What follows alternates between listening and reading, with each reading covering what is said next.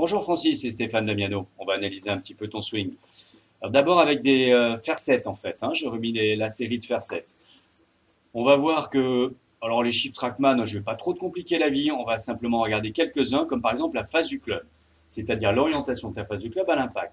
On voit qu'elle est très irrégulière. Fermé, fermé, fermé, très à droite, très à gauche, très à droite.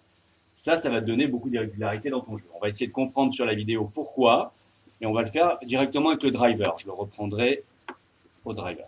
Alors, avec ton drive, Francis, il y a une petite chose qui s'ajoute, c'est l'angle d'attaque. C'est-à-dire que tu tombes un peu sur la balle.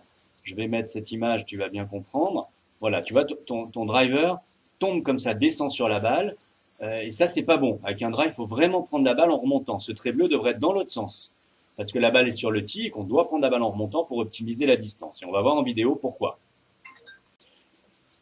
Alors, allons-y pour la vidéo. Bon, au niveau de ta posture, tu as un petit peu les épaules ouvertes, ça veut dire orienté à gauche, le bras droit un peu par-dessus le bras gauche, ce qui a priori devrait te préparer un chemin extérieur-intérieur, un club qui revient comme ça, là, de l'extérieur à l'intérieur. Finalement, tu reviens pas mal de l'intérieur parce qu'on va voir qu'en montant, tu es quand même un petit peu trop à l'intérieur. Regarde bien la tête de club sur l'écran de droite, tu vois, elle vient un peu trop sous le plan. À ce moment-là, du swing, à ce moment-là du swing, voilà, regarde bien, là, ton club est carrément à l'horizontale, tu vois, le manche, alors qu'il devrait être parallèle au plan. On va continuer. Là, il est parallèle au plan maintenant, mais ce takeaway, on pourrait l'améliorer un petit peu, avoir un plan de swing un peu plus direct. Donc, position, voilà, ok. Ta phase de club est un peu fermée là-haut, on vérifiera le grip ensemble, mais ça peut aller. Et surtout, en fait, tes petits problèmes, ils commencent là, parce que jusque-là, c'est quand même vraiment pas mal du tout.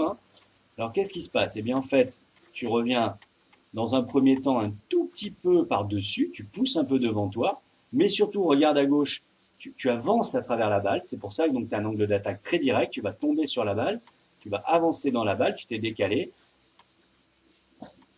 Là, tu reviens accrocher le club sous le plan.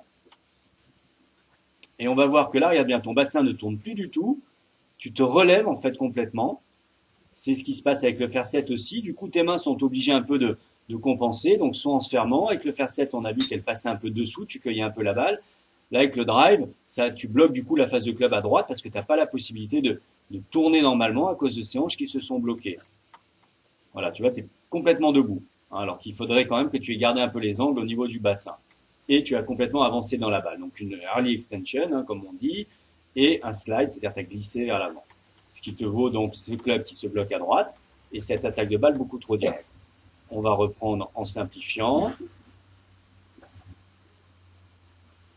Donc une montée, on va essayer d'être un petit peu plus en ligne, mais c'est pas très très grave pour l'instant, mais quand même un peu plus en ligne au lieu d'être un tout petit peu à l'intérieur, un peu plus direct.